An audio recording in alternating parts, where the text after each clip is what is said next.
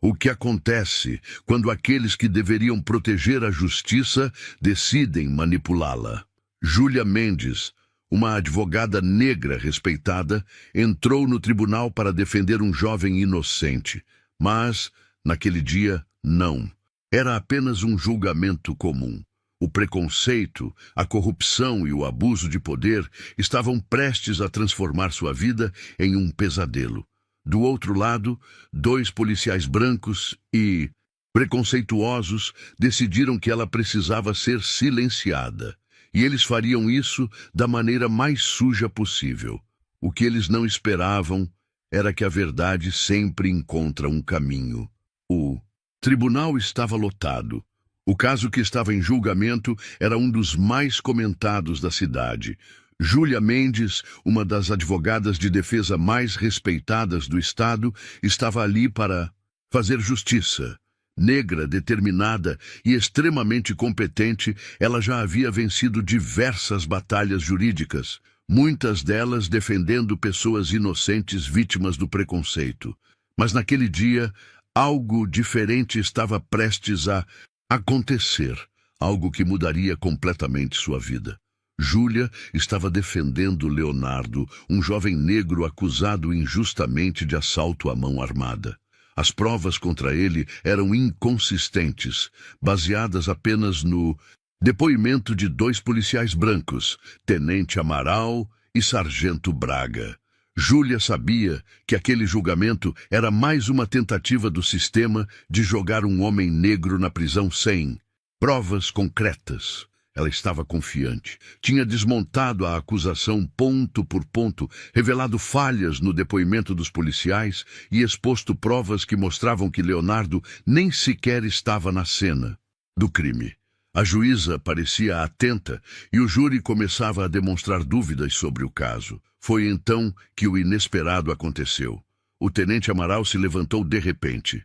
Sua voz ecoou pelo tribunal.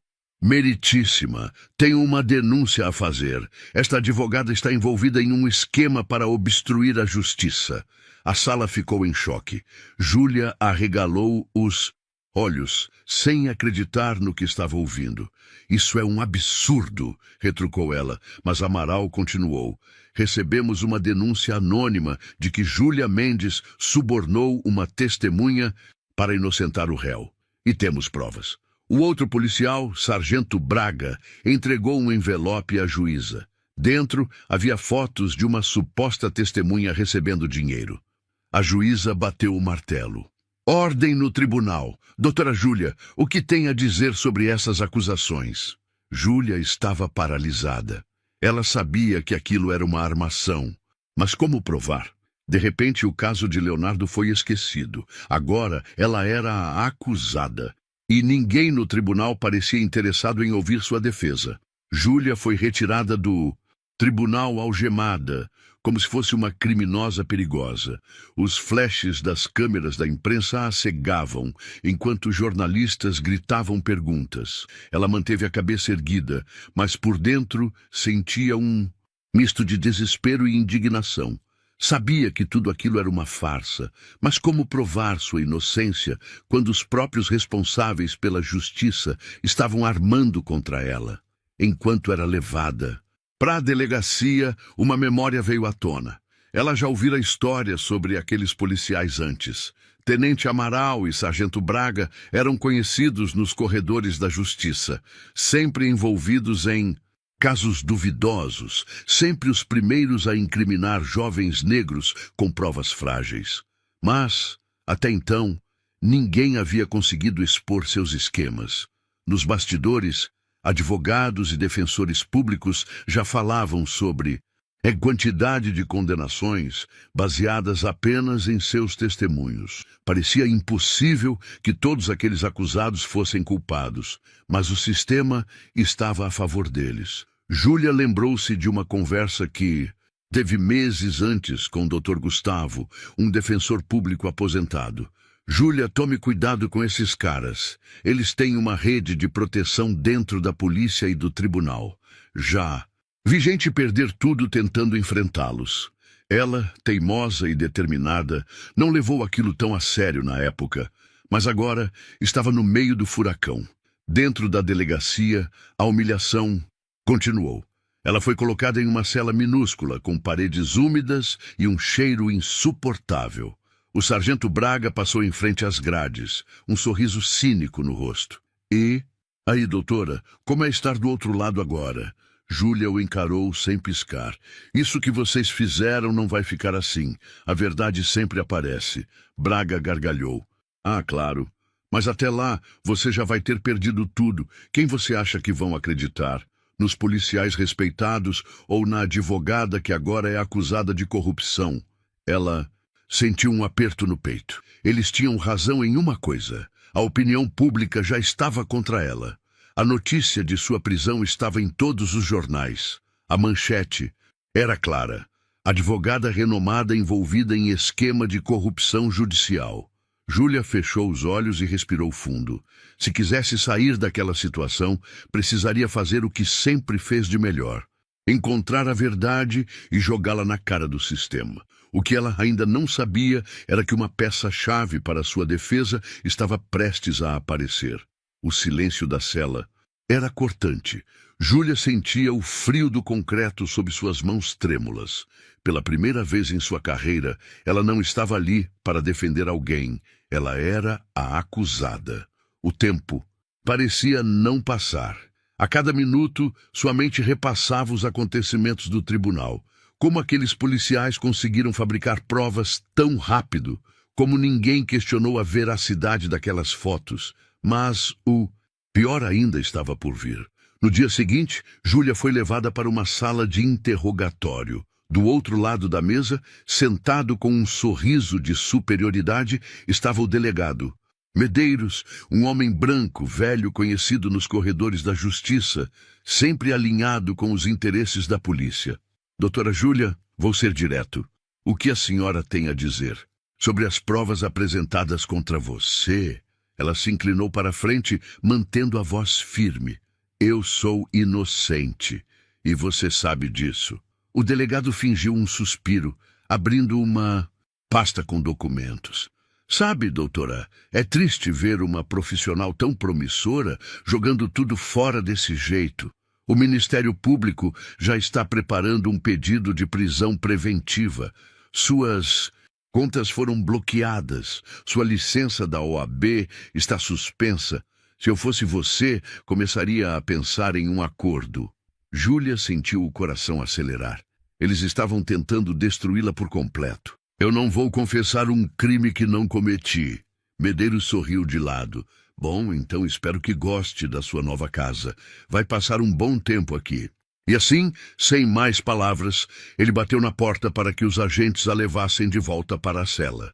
De volta ao confinamento, Júlia sentiu a realidade desabar sobre ela. Sua reputação estava destruída. Seus clientes começaram a abandonar seus casos. As redes sociais estavam repletas de comentários a chamando de criminosa. Só podia ser advogada de bandido. Mais uma corrupta que foi pega.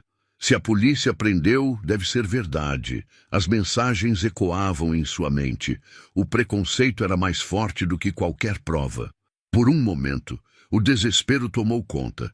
Júlia nunca havia se sentido tão impotente. Tudo o que construiu estava desmoronando diante de seus olhos. Mas então, algo aconteceu. Uma policial feminina entrou na cela e entregou um bilhete dobrado. Isso acabou de chegar para você. Júlia abriu o papel com as mãos trêmulas. Doutora Júlia, eu sei a verdade. Eles fizeram o mesmo comigo. Podemos conversar. Não havia assinatura, apenas um número de telefone. O coração de Júlia disparou. Alguém sabia da armação e estava disposto a falar.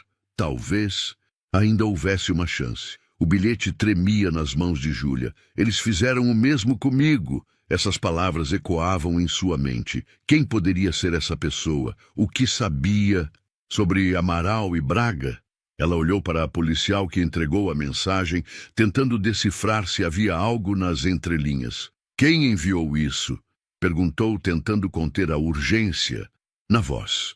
A mulher apenas balançou a cabeça. Não faço perguntas, só entrego.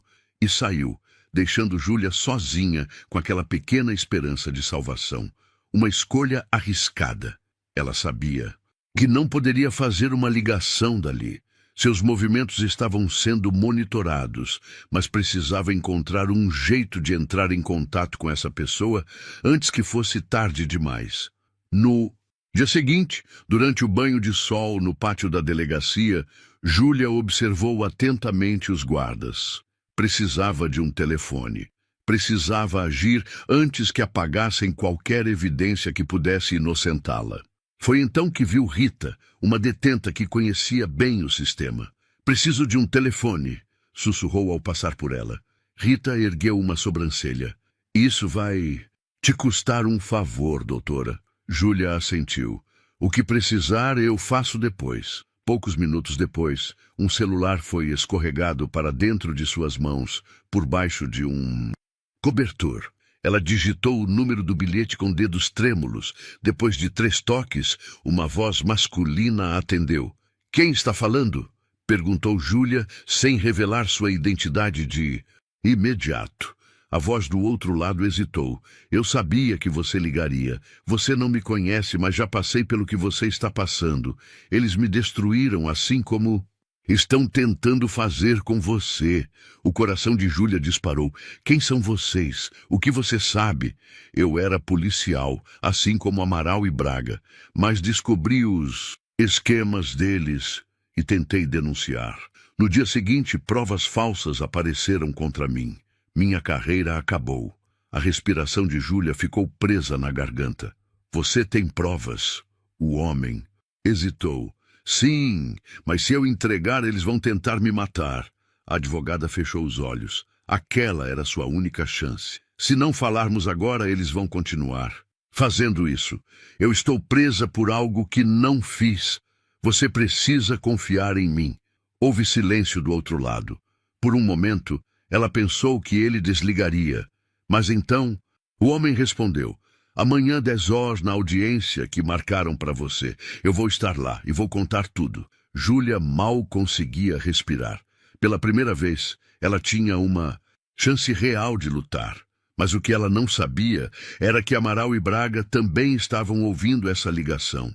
E eles não iam deixar isso barato. Na manhã seguinte, Júlia foi escoltada para o tribunal novamente. Mas dessa vez era ela quem estava no banco dos réus.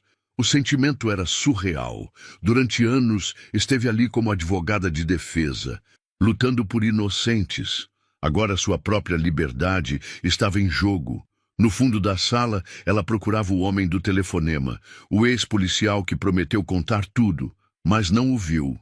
O medo cresceu dentro dela. Será que ele desistiu? Será que fizeram algo com ele? A juíza entrou e a sessão começou. O promotor, claramente alinhado com os policiais, fez questão de reforçar as acusações. Meritíssima, estamos diante de um caso grave. Temos provas concretas de que a ré tentou manipular um julgamento subornando uma testemunha. O que está em jogo aqui não é apenas a carreira dessa advogada, mas a credibilidade de todo o nosso sistema judiciário. Júlia sentiu o peso daquelas palavras. Estavam pintando-a como um monstro, uma corrupta, e se o ex-policial não aparecesse, ela não teria como se defender. A juíza estava prestes a dar a palavra à defesa quando, de repente, as portas do tribunal se abriram com força. Um homem magro, de terno amassado e olhar tenso, entrou apressado. Era ele. Júlia suspirou de alívio, mas ao mesmo tempo sabia que ele corria perigo. Meritíssima, peço licença para me apresentar como testemunha, disse ele se aproximando. O promotor protestou. Quem é esse homem? Isso é uma farsa. O homem ergueu a carteira de identificação. Meu nome é Carlos Antunes. Fui policial militar por 15 anos. Trabalhei ao lado do tenente Amaral e do sargento Braga. E eu sei exatamente o que eles fazem. O tribunal mergulhou no silêncio. O que quer dizer com isso? Perguntou a juíza. Carlos respirou fundo. Eu também fui vítima deles. Eles têm um esquema onde plantam provas, forjam depoimentos e manipulam investigações para garantir condenações. tudo para manter sua autoridade intocável e atingir aqueles que consideram indesejáveis. As palavras dele cortavam o ar como navalhas. Júlia sentiu um misto de choque e esperança. O promotor tentou interromper. Isso é um absurdo. Esse homem não tem credibilidade. Mas Carlos já havia puxado um pendrive do bolso. Aqui dentro estão gravações, documentos e mensagens trocadas entre Amaral e Braga, provando suas armações. Inclusive, o que fizeram com a doutora Júlia. A juíza ordenou que o material fosse analisado imediatamente. Amaral e Braga estavam pálidos. Pela primeira vez, os caçadores viravam caça. O tribunal estava mergulhado em um silêncio absoluto. Todos prendiam a respiração, aguardando a análise das provas apresentadas por Carlos Antunes. O técnico de informática da Justiça conectou o pendrive ao computador e iniciou a reprodução dos áudios. A primeira gravação ecoou pela sala, fazendo todos estremecerem. Essa advogada acha que pode bancar a heroína? Vamos ensinar uma lição para ela. Já providenciei as fotos. Quando entregarmos para a juíza, acabou para ela. Vai virar manchete em todo lugar. O impacto foi imediato. Um burburinho se espalhou entre os presentes. Ficava claro que tudo havia sido planejado, desde o início. A juíza ergueu a mão, exigindo silêncio. Há mais gravações? Carlos assentiu e avançou o áudio. O próximo trecho foi ainda mais chocante. Já fizemos isso antes. Quem vai acreditar neles? São só... Bom, você sabe, o sistema sempre funciona a nosso favor. Um arrepio percorreu a espinha de Júlia. O preconceito estava escancarado. Quantas pessoas haviam sido vítimas desse esquema sem jamais terem a chance de se defender? Do outro lado da sala, o promotor, que antes parecia confiante, agora demonstrava visível desconforto. A juíza se voltou para os acusados. Tem algo a dizer sobre essas gravações? Os dois permaneceram calados por um instante. Um deles passou a mão pela testa suada, enquanto o outro tentava recompor a postura. Isso é manipulação! Esses áudios podem ter sido editados. A juíza manteve a expressão séria. A perícia será feita, mas até lá vou pedir a prisão preventiva dos senhores. Há indícios graves de corrupção e falsificação de provas. As palavras caíram como uma bomba.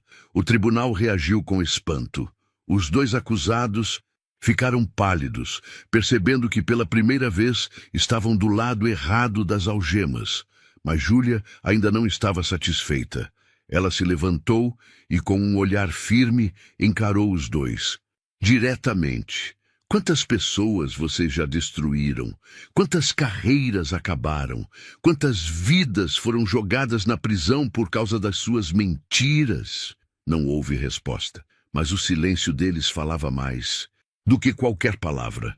Os oficiais da corte entraram e começaram a algemá-los. Dessa vez, não havia escapatória. Júlia respirou fundo. Pela primeira vez desde o início daquele pesadelo, a Sinaçu, balança da justiça, começava a se equilibrar.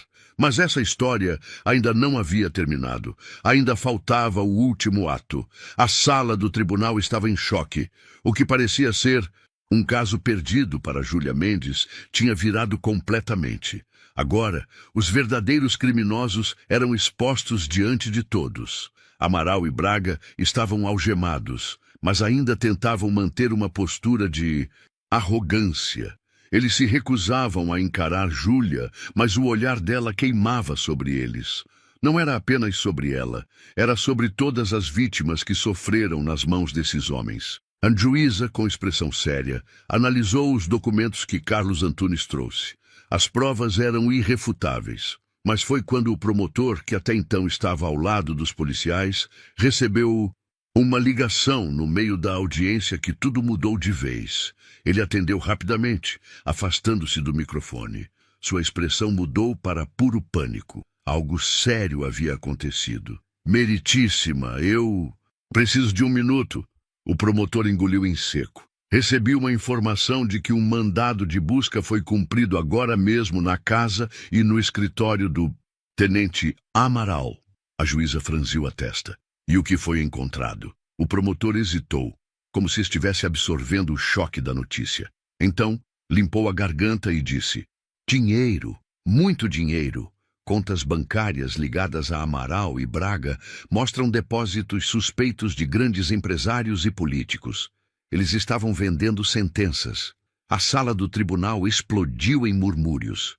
Júlia não podia acreditar. Aquilo ia muito além do que ela imaginava. Não era apenas uma questão de perseguição contra ela ou contra pessoas negras. Era um esquema milionário de manipulação da justiça. A juíza imediatamente pediu silêncio e bateu o martelo. Dado o avanço das investigações, estes homens serão transferidos imediatamente para a prisão federal. Há indícios graves de corrupção sistêmica. Foi o golpe final. Braga, até então calado, entrou em pânico e se virou para Amaral. Seu idiota, eu disse pra gente parar. Você foi longe. Demais. Amaral, que antes ostentava uma máscara de poder e superioridade, agora parecia um homem derrotado. A máscara caiu. Júlia observou tudo. Eles estavam se destruindo sozinhos. E pela primeira vez desde sua prisão, ela sentiu que a justiça estava sendo feita. Mas ainda faltava o último passo: ser declarada inocente. A tensão no tribunal era palpável. Todos sabiam que aquele julgamento não era mais sobre Júlia Mendes. Era sobre um sistema falho, corrompido, onde os poderosos acreditavam estar acima da lei. Mas dessa vez, a verdade prevaleceu. A juíza, agora mais séria do que nunca, olhou diretamente para Júlia. Doutora Júlia Mendes, diante das novas provas apresentadas, todas as acusações contra a senhora estão oficialmente anuladas. O alívio percorreu o corpo de Júlia como uma onda avassaladora. Ela estava livre, mas a juíza não parou por aí. Além disso, ordena uma revisão de todos os casos em que os réus foram condenados com base nos testemunhos dos tenentes Amaral e Braga. Se houver indícios de irregularidades, essas sentenças deverão ser reconsideradas. A sala explodiu em aplausos. Era a vitória que tantos esperavam. Os policiais corruptos foram retirados do tribunal algemados, dessa vez sem a arrogância que ostentavam antes. A justiça, que tantas vezes falhou, finalmente mostrou sua força. Quando Júlia saiu do tribunal, uma multidão já a aguardava do lado de fora. Repórteres, câmeras, mas acima de tudo, pessoas que se sentiram representadas por sua luta. Uma jovem negra segurava um cartaz. Júlia Mendes. A justiça tem rosto e coragem. Ela se aproximou e segurou as mãos da advogada. Você não lutou só por você. Lutou por todos nós. Os olhos de Júlia se encheram de lágrimas. A dor que passou não foi em vão. Ela pegou o microfone de um repórter e olhou diretamente para a câmera. Hoje a justiça venceu. Mas quantos outros ainda estão presos injustamente? Quantos ainda sofrem nas mãos de um sistema que deveria protegê-los? Isso não acaba aqui. Essa luta está só começando. A multidão vibrou. Meses depois, Júlia Mendes se tornou uma referência na luta contra injustiças e preconceito no sistema judiciário. Criou uma organização para ajudar pessoas presas injustamente e expôs outros casos de corrupção. Mas, acima de tudo, ela se tornou a prova viva de que a verdade pode até demorar, mas sempre encontra um caminho. E você, o que achou dessa história? Já viu alguma situação parecida acontecer? Comente abaixo e compartilhe essa história para que mais pessoas saibam que a justiça pode, sim, ser feita. Se inscreva no canal para mais histórias emocionantes como essa. A reluzente concessionária Carros de Luxo Brasil brilhava sob a luz da manhã. Paredes de vidro exibiam uma coleção de veículos exóticos que a maioria das pessoas só podia sonhar em ter. Porsche, Bentley, Aston Martin, Ferrari, cada um mais caro que o outro. Laura Martins, ou Laurinha para os íntimos, entrou na loja. Seus cabelos castanhos presos em um rabo de cavalo balançavam levemente a cada passo. Sua camiseta branca básica, jeans e ausência de maquiagem refletiam uma mulher que valorizava mais a praticidade do que a ostentação. Aos 35 anos, ela exalava uma confiança tranquila, típica de quem sabe exatamente quem é. O que não era aparente em sua aparência modesta era que Laura era a fundadora e a força motriz por trás da Fundação Anjos, uma organização que transformava a vida de milhares de crianças com deficiência. Anos antes de conhecer seu marido, ela havia construído a fundação do zero, dedicando seu coração e sua formação em desenvolvimento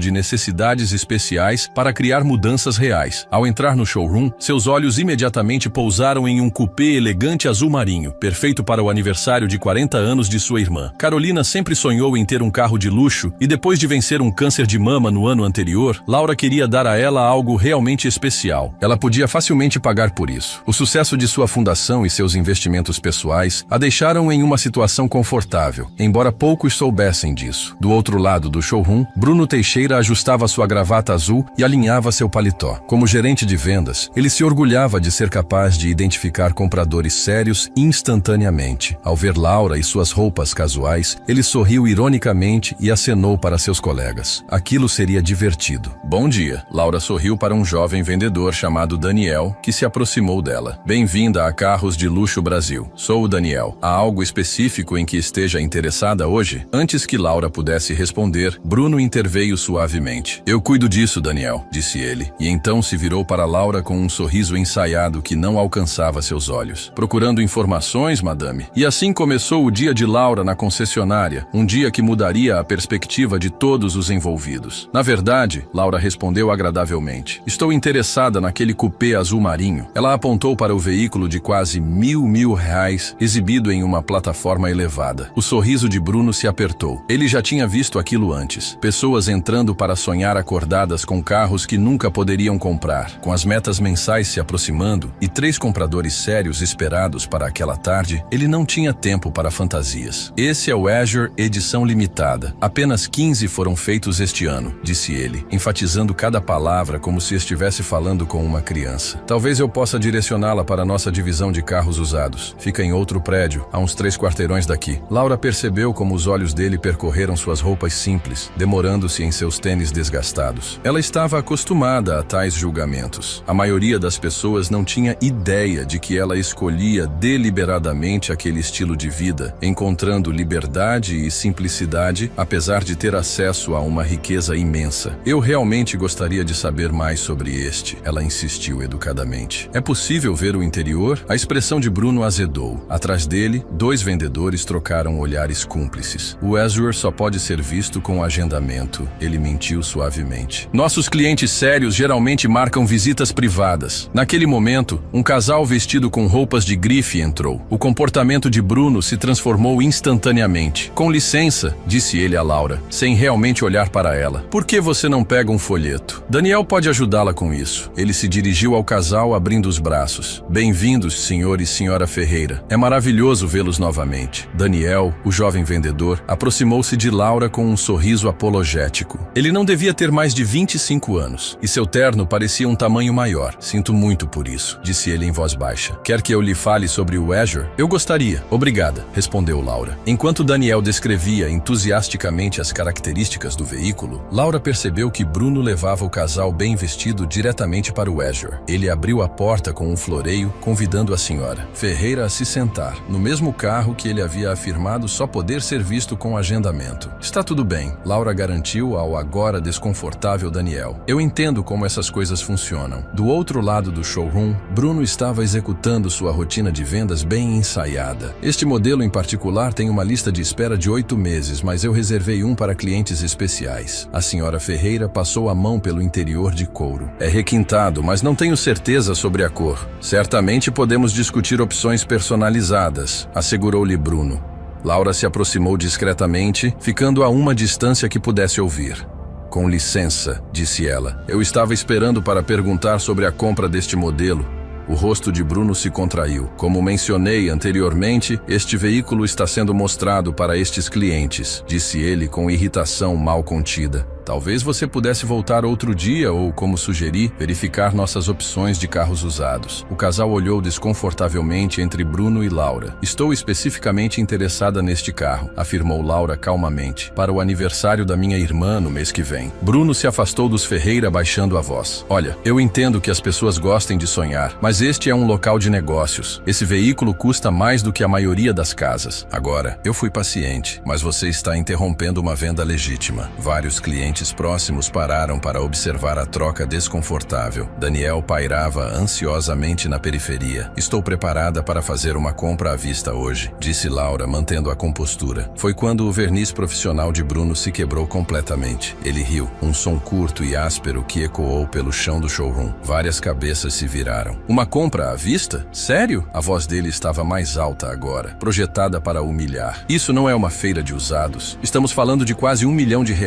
As pessoas que podem pagar por esses carros não se vestem como... Ele gesticulou desdenhosamente para a roupa dela. Laura sentiu suas bochechas corarem, não de vergonha, mas de uma raiva lenta e crescente. Não por si mesma, ela já havia experimentado tal tratamento antes, mas por qualquer pessoa que já tivesse sido julgada por sua aparência. Acredito que meu dinheiro é tão bom quanto o de qualquer outra pessoa, disse ela em voz baixa. Bruno se aproximou, elevando-se sobre ela. Deixe-me ser claro, disse ele, não se preocupando mais em esconder seu desdém. Você está desperdiçando meu tempo e se envergonhando. Ou marque uma hora para uma discussão séria, vestida adequadamente, ou, por favor, deixe o local. O showroom ficou em silêncio. Os Ferreira haviam se afastado do carro, visivelmente desconfortáveis. Há algum problema aqui? Uma nova voz se juntou à conversa. O dono da concessionária, Ricardo Matos, atraído pela comoção. Bruno ajeitou a gravata. Nenhum problema, senhor. Só estou explicando para esta senhora que operamos por agendamento para compradores sérios. Ricardo avaliou a situação rapidamente, observando a aparência simples de Laura e a multidão que assistia. Sua expressão deixou claro de que lado ele estava. Entendo, disse ele. Senhora Collins, Laura forneceu. Laura Martins. Senhora Martins, talvez tenha havido um mal-entendido. Nossa clientela normalmente... Bem, eles entendem a exclusividade de nossos veículos. Eu entendo perfeitamente, respondeu Laura, com a voz firme, apesar da humilhação ardendo em seu peito. Seu gerente de vendas deixou suas políticas bem claras. Bruno deu um passo à frente novamente, com a voz transbordando condescendência. Se você está genuinamente interessada, o que eu duvido, pode ligar para marcar uma hora, mas sugiro trazer comprovante de fundos e se vestir adequadamente. Esses carros, ele gesticulou ao redor do showroom, são para uma certa classe de pessoas. Um murmúrio percorreu os espectadores. Alguém riu. Laura olhou ao redor para os rostos julgadores, para a expressão presunçosa de Bruno, para a aprovação tácita do proprietário ao comportamento de seu funcionário. Ela já havia enfrentado discriminação antes, mas raramente de forma tão flagrante, tão pública. Entendo, disse ela simplesmente, com a dignidade intacta, mas o espírito magoado. Ela se virou e caminhou em direção à saída. Atrás dela, ela ouviu a voz de Bruno, não tão baixa o suficiente. Algumas pessoas simplesmente não sabem o seu lugar. Ao passar pelas portas de vidro para a luz do sol da manhã, Laura pegou seu telefone. A humilhação ardia, mas um pequeno sorriso resoluto se formou em seus lábios enquanto ela discava. A propriedade da família Martins ficava em 5 hectares tranquilos, nos arredores de Belo Horizonte. Sua elegância discreta não revelava nada dos bilhões por trás de sua propriedade. Alexandre Martins preferia assim. Aos 41 anos, o visionário da tecnologia havia revolucionado o armazenamento de energia renovável, construindo uma fortuna enquanto mantinha um perfil deliberadamente discreto. Quando Laura entrou em seu escritório em casa, Alexandre ergueu os olhos de sua mesa, imediatamente deixando de lado seu trabalho. 15 anos de casamento o ensinaram a ler suas expressões com precisão. Algo estava errado. O que aconteceu? Ele perguntou, contornando a mesa para encontrá-la. Laura afundou-se em uma cadeira de couro, os eventos da manhã a inundando novamente. Foi educativo, disse ela, com um sorriso irônico que não alcançava seus olhos. Ela relatou a experiência na concessionária, a condescendência independência, a humilhação, a discriminação flagrante. Enquanto ela falava, a expressão de Alexandre escureceu, mas ele permaneceu em silêncio, dando a ela espaço para processar. Não é sobre mim, ela concluiu. Eu tenho o privilégio de ir embora sabendo a verdade, mas quantas pessoas são tratadas assim todos os dias, sem o conforto de saber que realmente poderiam pagar pelo que lhes está sendo negado? Alexandre assentiu pensativamente. Em seus anos juntos, era isso que sempre o comovia mais em Laura, sua preocupação constante com os outros, mesmo quando ela mesma havia sido injustiçada. Então, o que você gostaria de fazer sobre isso? Ele perguntou finalmente. Parte de mim não quer fazer nada, ela admitiu. Apenas comprar o presente da Carolina em outro lugar. Mas então eu penso naquele jovem vendedor, Daniel, que me tratou com respeito, independentemente de como eu estava vestida. E penso em todas as pessoas que enfrentam esse tipo de julgamento sem ter nenhum recurso. Ela olhou diretamente para Alexandre. Essas pessoas precisam entender que o valor não é determinado pela aparência. Mas eu não quero vingança. Eu quero conscientização. Alexandre assentiu lentamente. Um plano se formando. Acho que posso ter uma ideia que consiga ambos. Nada muito dramático, Laura avisou, conhecendo os instintos protetores do marido. Nada de comprar a concessionária e demitir todo mundo. Alexandre riu. Nada tão clichê, mas talvez ele se inclinou para frente, com os olhos brilhando. Um pouco de educação esteja em ordem. Juntos, eles elaboraram um plano, não para vingança, mas para esclarecimento, algo que pudesse mudar as perspectivas de forma mais eficaz do que a simples retribuição. Tem certeza de que não quer vir junto? Alexandre perguntou quando eles finalizaram os detalhes. Laura balançou a cabeça. Não se trata de eu precisar testemunhar a punição deles. Trata-se de eles aprenderem a ver além das aparências. Ela fez uma pausa e acrescentou com um sorriso. Mas eu espero um relatório completo. Enquanto a noite se instalava sobre sua casa, Alexandre fez vários telefonemas, colocando as coisas em movimento para a manhã seguinte. O dia seguinte traria uma lição poderosa sobre humildade e o perigo das suposições. Não apenas para Bruno Teixeira, mas para todos na Carros de Luxo Brasil.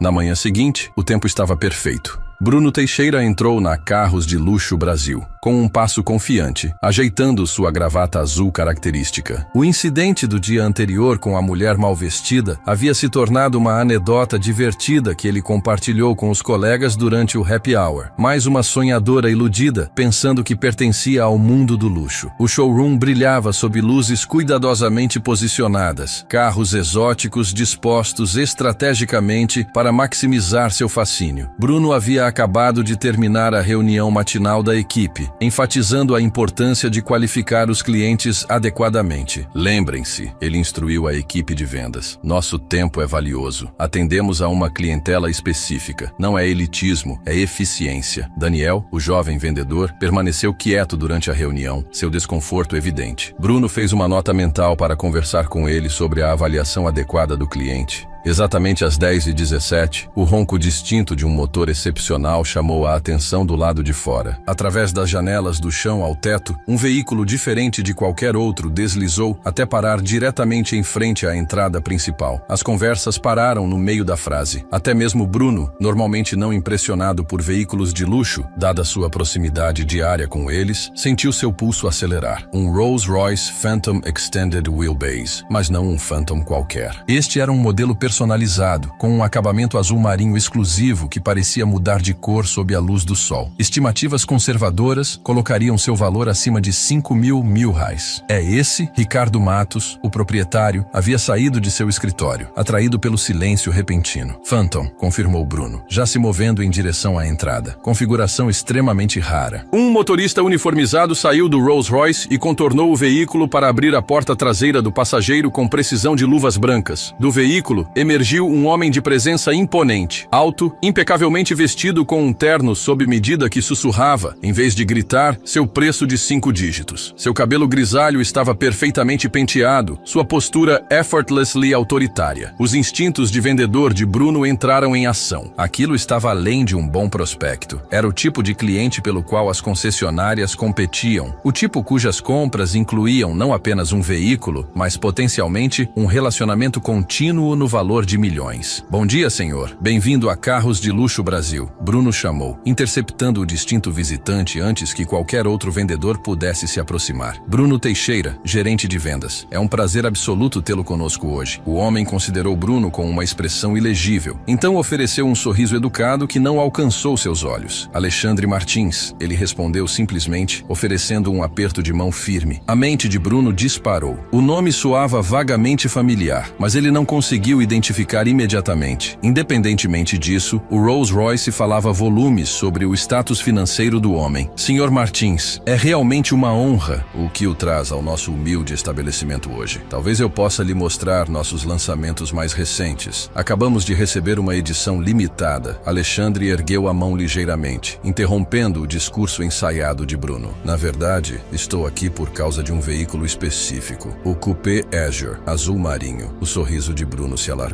Excelente escolha, senhor. Um dos apenas 15 produzidos este ano. Ficaria encantado em lhe mostrar. Está bem ali. Eu sei onde está, interrompeu Alexandre suavemente. Minha esposa esteve aqui ontem, expressando interesse nele. O sorriso de atendimento ao cliente de Bruno permaneceu fixo, embora a confusão cintilasse em seus olhos. Sua esposa? Eu não me lembro. Talvez um dos meus colegas a tenha atendido. A expressão de Alexandre esfriou visivelmente. Não, Sr. Teixeira. Você a atendeu. Ou melhor, você se recusou a atendê-la. Laura Martins. Ela estava usando jeans e uma camiseta branca. Você sugeriu que ela talvez se sentisse mais confortável olhando os carros usados. O sangue sumiu do rosto de Bruno quando a percepção o atingiu. Atrás dele, ele ouviu um pequeno suspiro de Daniel, que estava pairando por perto. Sr. Martins, Bruno gaguejou, sua habitual desenvoltura o abandonando. Deve haver algum mal-entendido. Recebemos todos os clientes aqui. Nesse momento, Ricardo Matos se aproximou, sentindo que uma situação estava se desenvolvendo. Está tudo bem, Bruno? Alexandre voltou sua atenção para o proprietário. Sr. Matos, presumo, Ricardo Matos. Sim, bem-vindo a Carros de Luxo Brasil. Obrigado. Eu estava explicando ao Sr. Teixeira que minha esposa visitou ontem, interessada em comprar o Coupé Azure como presente para sua irmã. Ela foi, no entanto, tratada de uma maneira que considero preocupante. A expressão de Ricardo mudou rapidamente de acolhedora para preocupada. Eu sinto muito em ouvir isso. Acredito que estive brevemente envolvido em uma conversa, mas não estava ciente de todos os detalhes. Alexandre assentiu pensativamente. Os detalhes incluem seu gerente de vendas aqui, sugerindo que pessoas como ela não pertencem a um estabelecimento como este, com base unicamente em seu traje casual. Nesse momento, uma pequena multidão havia se reunido. Outros vendedores, pessoal de apoio e até mesmo alguns clientes que chegaram cedo. O showroom ficou completamente em silêncio. Senhor Martins, Bruno começou, o desespero se infiltrando em sua voz. Se houve algum mal-entendido, não foi um mal-entendido. Daniel falou de repente. Todos os olhos se voltaram para o jovem vendedor, que parecia surpreso com sua própria coragem. A senhora Martins foi tratada mal. Ela foi educada e específica sobre seu interesse no Azure e foi dispensada repetidamente com base em sua aparência. Bruno lançou a Daniel um olhar fulminante, mas o estrago estava feito. Alexandre voltou-se para Ricardo Matos. Sabe, é interessante. Minha esposa, Laura, fundou e dirige a Fundação Anjos para Crianças com Deficiência. Tem sido o trabalho de sua vida desde antes de eu conhecê-la. Ela arrecadou mais de 50 milhões para equipamentos médicos especializados e programas educacionais. Ele fez uma pausa, deixando isso ser absorvido. Laura escolhe se vestir de forma simples porque acredita em viver modestamente, apesar de nossos meios. Ela acha que isso a mantém conectada às famílias que ela ajuda. É uma das inúmeras razões pelas quais eu a amo. Ricardo Matos havia ficado pálido. Sr. Martins, garanto que isso não reflete os valores de nossa concessionária. Nós nos orgulhamos de... Ações falam mais alto do que declarações de missão, Sr. Matos. Interrompeu Alexandre com firmeza. Agora, em relação ao Azure, não estou aqui para comprar apenas um veículo. Bruno se animou um pouco com isso. Um vislumbre de esperança profissional rompendo sua angústia. Eu estava planejando comprar o Azure para a irmã da minha esposa, como Laura pretendia, mas também estava considerando uma substituição de frota para nossos veículos corporativos, 7 no total, e minha coleção pessoal também poderia ser atualizada. Os olhos de Matos se arregalaram. Uma venda dessa magnitude atingiria suas metas trimestrais em uma única transação. No entanto, continuou Alexandre, me pego questionando questionando se este é o estabelecimento certo para um investimento tão significativo. O silêncio no showroom era absoluto. Bruno parecia fisicamente doente. Sr. Martins, Ricardo começou desesperadamente. Não posso me desculpar o suficiente por este incidente infeliz. Garanto que não é assim que conduzimos os negócios. Por favor, permita-nos consertar isso. Alexandre considerou isso por um momento. Talvez haja um caminho a seguir, disse ele finalmente. Mas exigiria mais do que apenas me vender carros. Qualquer coisa, assegurou-lhe Ricardo rapidamente. A Fundação Anjos está organizando um jantar beneficente no mês que vem. Estamos arrecadando fundos para um novo complexo esportivo adaptado para crianças com deficiências físicas. Ele se virou para o mortificado gerente de vendas. Bruno, acho que sua presença seria educativa. Bruno engoliu em seco. Senhor, não como convidado, esclareceu Alexandre. Como voluntário. A fundação está sempre procurando pessoas para ajudar na montagem, para auxiliar as crianças, para ver em primeira mão o trabalho que está sendo feito. As implicações eram claras. Aquilo não era mais apenas sobre vender carros. Era sobre aprender uma lição fundamental sobre o valor humano. Além disso, continuou Alexandre, dirigindo-se a Ricardo Matos, a concessionária poderia considerar a implementação de um programa de treinamento sobre viés inconsciente. Conheço vários consultores excelentes. Ricardo assentiu enfaticamente. Absolutamente. Acolheríamos tal iniciativa. Quanto aos veículos, Alexandre se virou para Daniel, o jovem vendedor que havia falado. Gostaria que você cuidasse de toda a papelada, começando com o Azure para minha cunhada. Os olhos de Daniel se arregalaram. Eu?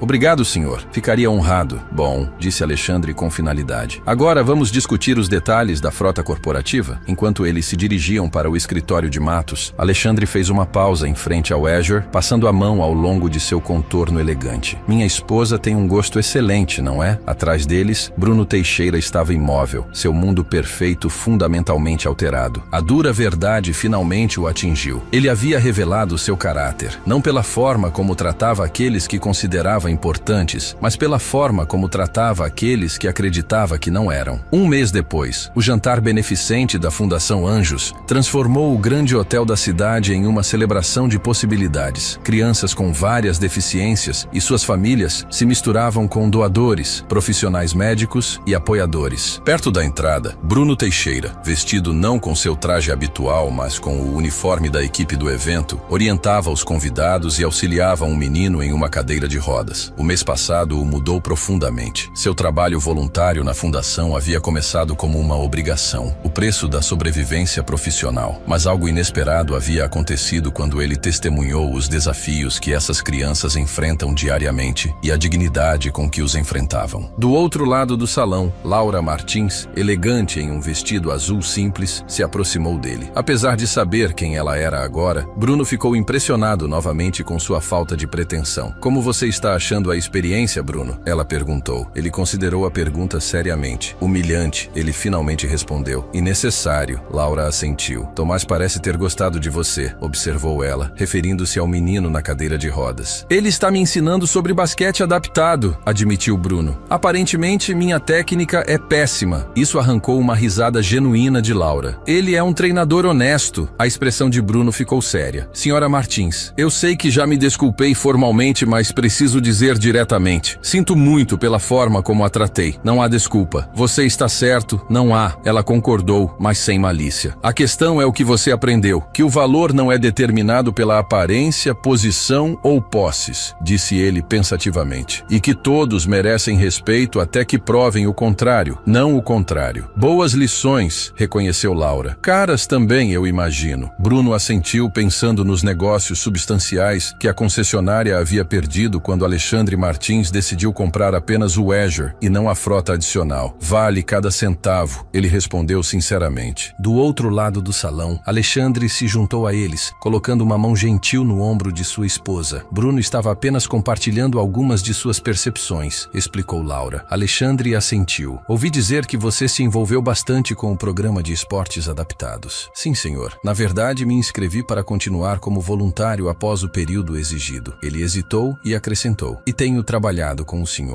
Matos na reformulação de nossa abordagem ao cliente na concessionária. Chega de qualificar pela aparência. Fico feliz em ouvir isso, disse Alexandre. E então surpreendeu Bruno ao acrescentar. O que me lembra aquela frota corporativa que mencionei. Ainda estamos no mercado. Talvez você pudesse cuidar dessa transação. Daniel fala muito bem de como você o tem orientado. A expressão de Bruno registrou choque antes de se estabelecer em gratidão genuína. Eu ficaria honrado, Sr. Martins, verdadeiramente honrado. Mais tarde naquela noite, quando o evento estava terminando, Bruno observou Laura e Alexandre Martins trabalhando no salão, não ostentando sua riqueza ou influência, mas conectando-se genuinamente com cada criança e família. Ele refletiu sobre como sua percepção havia sido completamente transformada. Um mês atrás, ele teria dispensado alguém como Laura Martins com base em sua aparência casual. Agora, ele entendia que o verdadeiro valor era mais profundo do que etiquetas de grife, carros de luxo ou títulos executivos. Quando Bruno ajudou Tomás a voltar para sua cadeira de rodas após uma sessão de fotos, o menino sorriu para ele. Sabe de uma coisa, Sr. Bruno? Você é bem legal para um adulto. Bruno sorriu. Vindo de você, Tomás, esse é o maior elogio que recebi em muito tempo. E ele estava falando sério. Todos nós fazemos julgamentos com base nas aparências, não é? Mas, como Bruno Teixeira descobriu, olhar além da superfície pode revelar pessoas extraordinárias e oportunidades de mudança de vida. E lembre-se, a verdadeira medida da riqueza não tem nada a ver com sua conta bancária. Trata-se de como você trata os outros quando pensa que ninguém importante está olhando.